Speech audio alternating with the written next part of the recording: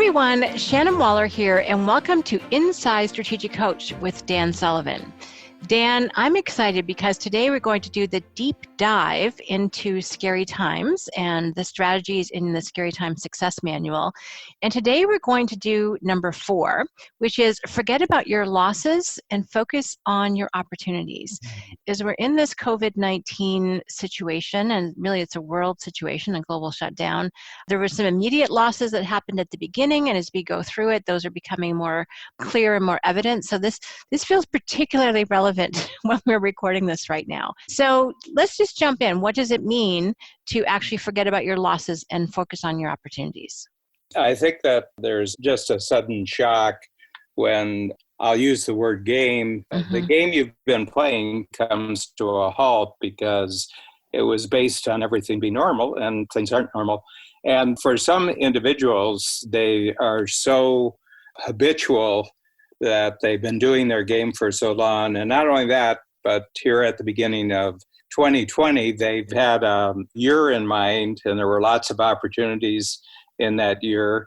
And it seems now that all the progress that they were planning on, and even some of the progress that they had achieved, in their mind, it kind of got wiped out, and they have a hard time. This takes a special entrepreneurial muscle because you've got to be able to shift very, very quickly. And you've got to put that behind you. You've got to put this whole situation behind you. And the reason is that it is gone. You know, that what you were planning before is gone. The future you were anticipating is gone. But that was something that was happening in your mind anyway. So you can do something else with your mind, and then you pivot to an entirely new game and you say, okay, the opportunities I was planning on are gone, but what have the scary times actually created that's brand new? Okay. And, you know, if you've been following the series so far, the Scary Times series, with each of the strategies that we've done before, 1, 2, and 3, these are shifts. These are shifts of gear. And so this is number 4. And we've kind of focused on how you can rearrange on creating value for people outside of yourself. So this fits in perfectly because the opportunities that you're now going to have are really the opportunities that have been created as a result of you actually implementing strategies 1, 2, and 3. I love that, Dan. We talked about this in another conversation too. This is kind of your chance to put the pieces back in the box and to design a new and better future. Board game, another board game. A game, yeah, another board game. That's true. Well, let's talk about that, because not only can you put the pieces back, but we can actually put the game board back. Yeah, we just got off a company call, so we had all of our team members at Strategic Coach, and this is the first time that we've had a whole company call. Zoom, the technology that we're using, has really emerged in its full power. Not that it wasn't there before, but we had no purpose to use it before the way we have, but now it's essential. So that's a new game. That's a new opportunity. And we were quite amazed at the breakout. We had 100 people on the call. And at a certain point, with a click of a button, we were able to go into groups of 5 and bring each person, the 5 individuals, yourself and 4 other people, we're able to bring them up to date, what's really positive in our life and what we're really excited about now. And you could just feel the group when we came back to the general group, just the power of that. You know, we were about 15 minutes in a group of 5, and everybody was more energetic, more focused, more committed afterwards. And so this is a new game, but if you don't think in those terms, you kind of really feel the loss, and you're going to get paralyzed by the loss, and you'll be by yourself because other people will be moving on, and other people don't have time to have a conversation about what's been lost. They don't really want to talk about that. And really, Scary Times was actually our opportunity to create this document. So the Scary Times Success Manual was designed for Greater New York strategic coach clients about 3 weeks after the attack on the World Trade Center. That event touched almost everybody personally.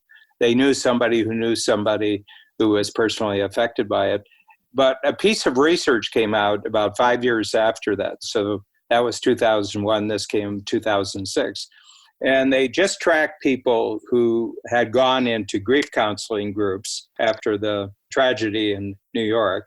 So they would meet monthly, or some of them even more so, and they had lost somebody. Each of these person had lost somebody, or more than one person.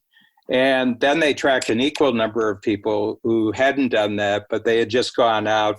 Some of them had moved from New York. Some of them had to get entirely new jobs. Some of them had to sell their houses and move to new houses. Some of them got remarried in that period, or they went on with their life.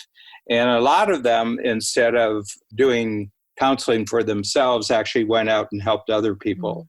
They actually helped other people. And they showed that the people who in grief counseling, who 5 years later were still talking about what they had lost, hadn't really made any progress. They hadn't really made any progress compared with the people who just said, okay, well, that's gone, and it's going to be very, very painful. And I'm not dismissing the painfulness of it, but they turned their pain into new knowledge, new capabilities, new skills. And that's really what we're talking about here. And as a result of that, they had an enormous amount of opportunities, where the other ones, they were still kind of where they were.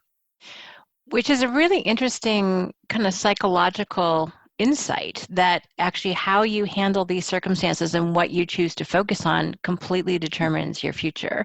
And we've talked in the past about it, we can have a creative or a reactive response to the same situation. And I'm excited because you have some action steps that, again, they don't dismiss the loss. I mean, you actually, we'll get into that in just a minute, but then what are you going to do with it?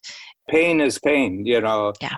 It takes time. The only thing that gradually heals and transforms pain is, but it makes all the difference in the world of just how you decide to approach each day while you're in pain, or each day, you just feel a sense of loss. Well, it's a feeling, but it's not a destination. Ooh, nice. It's a feeling, not a destination. Yeah. Well said, Dan. Yeah. I like that. Yeah. All right. So that really articulates the cost of only focusing on your losses, not focusing on your opportunities. So that's the other side of it. So given that entrepreneurs and people listening actually really want to focus on a different way of being, and I liked what you said about helping other people, I think that puts us in a much better position to help others when we can just come to grips with it and then move on. I think that's an exciting possibility. So Dan, let's jump into one of your first actions or pieces of coaching to help make this shift, to help make this transition into, really focusing on opportunity instead of loss. Yeah, I'm just looking at the strategies here. So I would say that there's a really great thinking exercise you can do, and just get a sheet of paper and draw a line down the middle. And at the top, you put one column as what's working, and in the other column, you write down what's not. And you just brainstorm, as many as you can. You give yourself 2 minutes to write down everything that's working. I should say, giving yourself 2 minutes is part of the trick here. Because if you give yourself 2 minutes, the brain really understands 2 minutes, and it'll bring forward all the information you need to write down. But the first thing is, what's working? What's really going well in your life? What capability do you have fully, even though things have changed? What resources you have? And your brain is very fast. The brain operates at 1 trillion decisions per second. It'll go through your entire memory banks, Shannon, and it'll just pull out.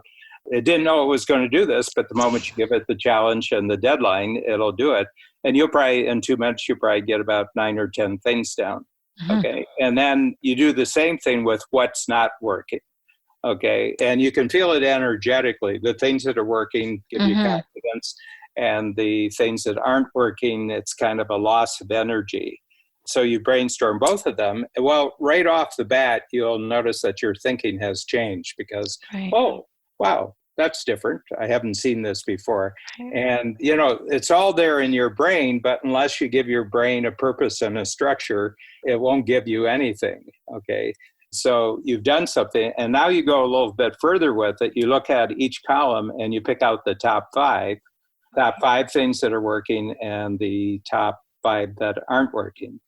Okay. Working means that if you put energy into it, it just isn't really going to go anywhere. So the next stage, this is the second action step here. You start making future improvements right now. In other words, the things that are working, you say, okay, these are the building blocks for creating a new future, the things that are working. And on another sheet of paper or two sheets of paper, just write down each of the things that are working and give yourself space to write down, how could I improve this within the next 7 days, And chunking your time, Shannon, is really crucial here. You'll remember in one of the earlier strategies is that I just operate in 24-hour futures here, So when I get through a month, that means I had 30 24-hour futures. And my goal is that the future that I have tomorrow is going to be better than the future I'm creating today because of what I create today. So I want to get things done today, but also in getting them done today, I know is going to be higher for what I'm doing tomorrow. Can you say that last line again? Because of what I'm doing now. What I'm going to do before I go to bed tonight, I'm going to do it so well that when I start tomorrow morning, I have a higher level of capability and confidence. It's like compound interest. Each day, the interest on my activities today are going to produce more of a return tomorrow. But here, what I'm doing is there's 5 things that are working, and I'm going to work on something during the next 7 days. So I'm going to take each of the things that are working most, and I'm just going to expand them. I'm going to put more focus on them. I'm going to achieve bigger and better results with the 5 things that are already working. And during the next 7 days, I'm either going to change the things that aren't working so that they are working, or I'm going to eliminate them. For this period, I can't be spending any time on things that aren't working. Okay. The one thing I'd like to introduce here is a concept that we have in Strategic Coach, which is very central.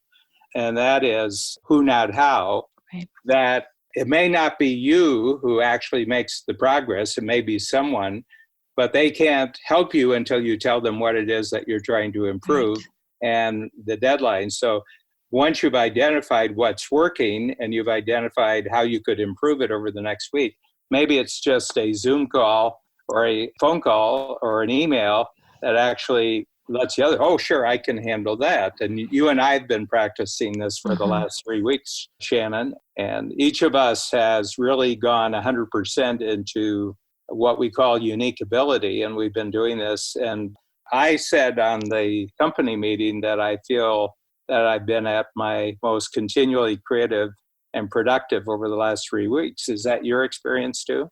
100%, yes. Well, it's my experience of you, and it's my experience of myself as well. I felt like I just shot out of a cannon in some ways.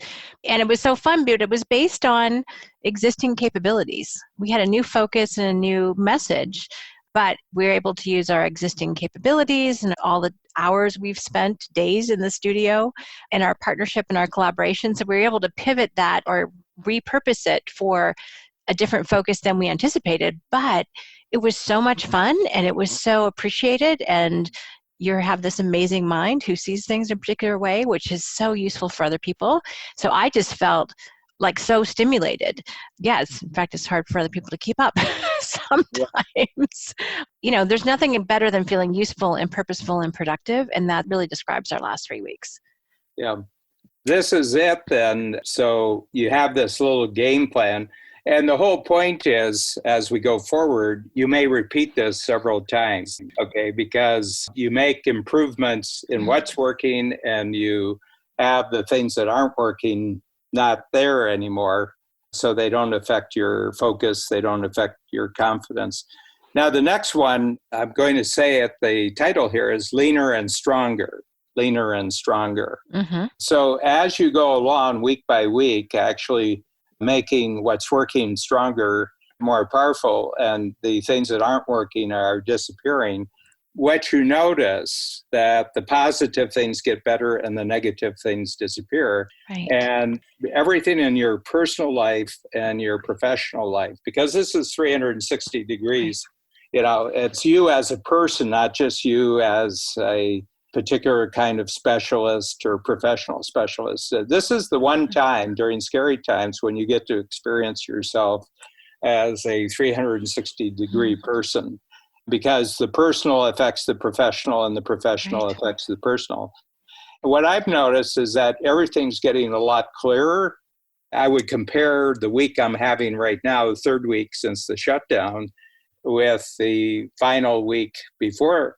And it's no question in my mind that I'm really clearer about the most important things to focus on. Everything's gotten very, very simple for me. Okay. And the other thing is, I notice I'm getting a lot more energy out of this week. So the method is its own reward here. The strategy that we're talking about, you will be rewarded. You don't have to do the strategy for a long time to wait for the reward. Just doing this strategy and the first 3 strategies we have in the scary time, you will feel the reward in clarity, in simplicity, and I would say in energizing. So you'll be leaner, you'll have less to think about, and you'll be stronger in the sense that what you're doing is having a much bigger impact. I really appreciate this, because what you've lost and what you stand to gain, those thoughts are flying around in people's heads. In my mind, it feels like a ping pong match sometimes, and it depends on where I'm at. But this is such a great way to organize your thoughts. So it's what's working and then what's not. And I think the limited time period is powerful, and also why. And that's personal and professional. It's not just one or the other. That might mean a longer page, we'll see. But then really focusing in on, I love this part, how can you make what is working even better? And if I think about it, just you and I with our Zoom capabilities and where the Wi-Fi is the strongest and all of these other little nuances, but they make it better every single time we do it. So that's exciting. And then minimizing what's not working, getting rid of it, changing it. I think I actually want to do that with my family. I think this will be a really great exercise. What's working for us? What's not? What can we tweak? What can we change? And then who are the who's that can help us out? I think is a really powerful reminder that we're not alone to figure out some of the strategies. Everyone on our incredible company call we just had, everyone in my small group talked about how much people had stepped up and gone way above and beyond and asked, okay, I've got this done. What else can I do to help? So people are really, you will help other people by letting them know how they can help you. And so we'll be leaner, we'll be stronger, and we'll be, I think, also lighter in terms of just how we feel like we're moving ahead. Because a lot of times it's the bogged down feeling that we need to transform as we move ahead into this newer future, new reality. Dan, so let's talk about new teamwork and technology, because this is another really powerful aspect of really focusing on opportunity instead of losses. One of the very fortunate aspects of the current scary times, Shannon, is the marvelous technology for connection that's available. And we're using Zoom, and I've already said this, we've just found amazing capabilities on Zoom that before this we had no pressing need to actually develop, and we certainly wouldn't have developed it, in our teamwork. We wouldn't have developed it as a whole company operating as a team. So the first thing I would go after here is to just appreciate and identify where all the strongest teamwork is. That can be multiplied. And once you're clear about that, first of all, there's teamwork methods that you have that can probably be made more productive and simpler during this period of time, faster, easier. And then the second thing is, once you're clear about the teamwork, then you can identify how the existing technology that you have can multiply the power of the teamwork. Okay. It's like taking one great capability and taking another great capability and multiplying each other. And some of the teamwork involves better use of technology. And we have great technology specialists, and they're really in the spotlight during this period. And so to give them total encouragement to push the boundaries out on what our capability is. But the whole point of all technology right now is that it should multiply human teamwork. Oh my gosh, what a great context for that. And the other thing, Dan, one thing you've said in the past, which to me has always resonated, is that technology is actually automated teamwork. And I just find that such an interesting way to look at it. And it's true. I mean, I'd love for you to describe that. But when I start thinking about technology as automated teamwork, then it just goes into my teamwork brain, which is such a fun way to think about it. And then it's all teamwork. Just some of it happens to be automated, some of it happens to be human. But that is such a, to my mind, fun and refreshing way to look at it. I'm a historian, and this particular topic of technology is, one of my lifetime passions. And if you take every technology back to a certain point, there's a point where it wasn't a technology, it was a group of human beings doing a process. You would train the team, and then you would see in the team what is always repeated about this teamwork. And then you say, well, we can actually create a machine that actually does this. And the difference between technology and teamwork is that technology doesn't have new ideas. Technology doesn't get bored. Technology doesn't take breaks, So inclusion of technology in this discussion, Shannon, really points out that there is, as much as is predictably good, let machines do that. And then that which is creatively amazing and innovatively amazing, let human beings do that, because we do get bored. We do need to take breaks. We do get distracted. And that's our power. That's our power, because we think of new things and we take things that don't belong together and we put them together. Well, machines don't do that. Right. There's a lot of talk about how sometime in the future they are going to do that, but it's not available right now during this period of time. So we just take maximum advantage of the genius of human teamwork, and then we take advantage of the genius of technology that's been created to make certain parts of what we do repetitive. That's a really powerful idea to me, Dan, because I think one of the incredible byproducts or results of this period of time is that people will become much clearer on what is, in fact, uniquely human and what we need each other for and how that creativity plays out. I mean, one of our core concepts of Coach is unique ability, which are all of those things that you love to do and are best at. And then unique ability teamwork is obviously something we're both passionate about. So I think where people were at all confused in terms of what they needed to be doing, this period of time will dramatically clarify that, and also clarify where they need that partnership and teamwork with technology, because there's a whole bunch of stuff that's way harder for humans than it is for something that's been programmed.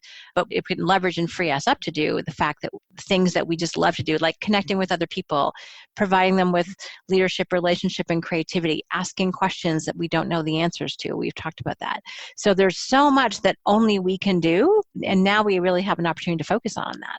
Yeah, I got a counter example because, we're at home here and we have a refrigerator and freezer in the basement and decided to go on the blink. So that's not what technology is supposed to do. And we have sort of another house on the property, a workhouse on the property, and the smoke detector went on the blink today. And we couldn't get anybody in to correct it for this meeting, so I had to switch to another location to do this. But I'm reminded that technology is wonderful when it works, but not so much when it doesn't work, And it's going to take human teamwork to correct both of these situations. I love that. That's perfect. Yeah. Dan, I want to reference people, someone who's brilliant at this, especially the technology side and how it can leverage human teamwork, is Nick Sonnenberg. And I had a great opportunity to interview him, and it's like how to make remote work actually work. And it's on our Strategic Coach website under the resources section. You'll see under our Scary Times, it's part of that great conglomeration of resources. But someone who knows the tools that humans need to maximize their teamwork. So I want to make sure that if that's something that's been in your mind that you want to go and explore further as you're listening, go listen to that, because Nick is all about the best technologies for communication, for project management, and for tracking your resources. And he likes to eliminate basically the scavenger hunt that happens as you're looking for stuff, which I'm a physical person, so finding stuff in my computer, that's a little challenging. So he's got just amazing ways of organizing your thinking and your actual information to help facilitate that. So if that's an issue that you're having or that you're experiencing, please go check out on our Strategic Coach website under the resources and scary time section, because we love being able to connect you to help really be able to maximize your teamwork and to solve that particular problem. All right, Dan, let's jump into our last strategy for today, which is really talking about the first 100 days of the new normal. And by the way, there's also a video coming out with this particular topic, but I love that you mentioned it because I think this is really powerful in terms of focusing on opportunity instead of losses, is to figure out what do you want life to be like after we get the all clear. One of the things that I think there's two ways of approaching what I'm going to talk about here, Shannon. There's people who use the word when things return to normal. Right. Okay. And then there's other people who talk about, well, we're going to be creating a new normal. The ones who are planning on returning to the old normal are going to be disappointed. And they're going to be disappointed continually because they're going to find there's no evidence that the old normal is coming back. The old normal's gone.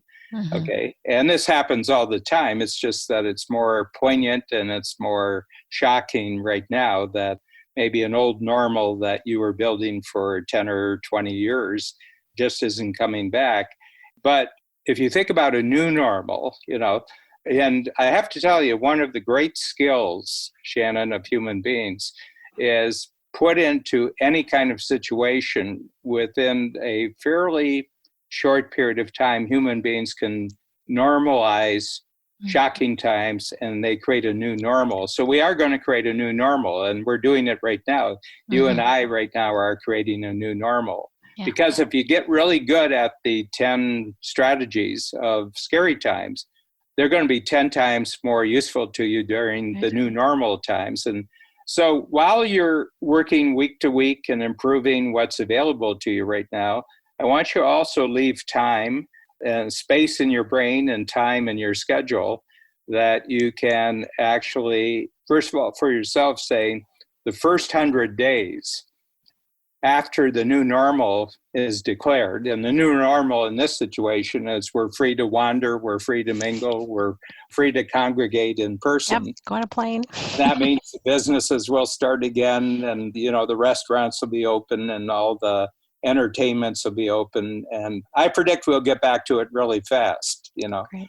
When that moment comes and it's clear to everybody, you start a process then that I call the first 100 days, but you've been preparing yourself for it all during the scary times. Do it for yourself, and then everybody that you're working with, do it collectively and say, this is what we are going to do during the first 100 days. And what you want to shoot for is that the first 100 days when the new normal happens is 10 times better than the last 100 days before the scary times started. Ooh, I like that. I like transforming it so that it's 10 times better. Yeah. That makes it worth doing rather than just trying to recapture something. It can't be equal to what was lost. Okay. So you've been inconvenienced here, I mean, you were going along fine and life was normal and everything else. But before the scary times, you didn't have the energy, you didn't have the focus, you didn't have the determination that you have during scary times. So right now, you want to use all your best capabilities for your daily purposes, and be making the better things better and eliminating the things that aren't working. But at the same time, you want to be creating a game plan that on the first day when the new normal comes into existence, that starts the first 100 days. And in the first 100 days, you're going to do way, way more than you've ever been able to do it during any period of your life.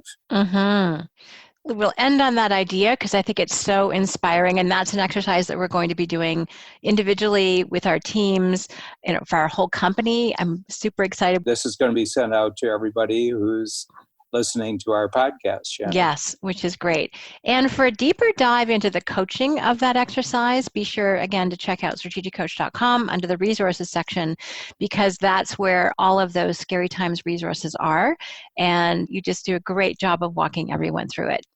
Dan, thank you. When I read your outline or fast filter for this today, I was really kind of assured and comforted because I think, again, as I mentioned at the beginning, there is a sense of loss, things that are different, not being able to see, touch people. I'm a hugger, so not hugging people is weird. So, those kind of things, but really focusing in on the opportunities and using all of the amazing creativity that all of us have and really channeling that into something productive and useful, and how we can expand what's working, contract what's not, and taking full advantage of the human teamwork and the technology teamwork that we have, and focusing in on the 100 days, that is incredibly energizing. So for myself, I'm very appreciative, and I know for you listening, I'm sure it's also had a very similar effect on you, because together we can, keep each other safe, but we can also come out of this stronger, better, leaner, as you mentioned, Dan. And Dan, your way of helping me organize my thinking and everyone else's thinking, I am incredibly grateful for. So thank you for this really powerful conversation. Okay, Shannon, thanks for making me smarter. With pleasure, Dan. Bye-bye.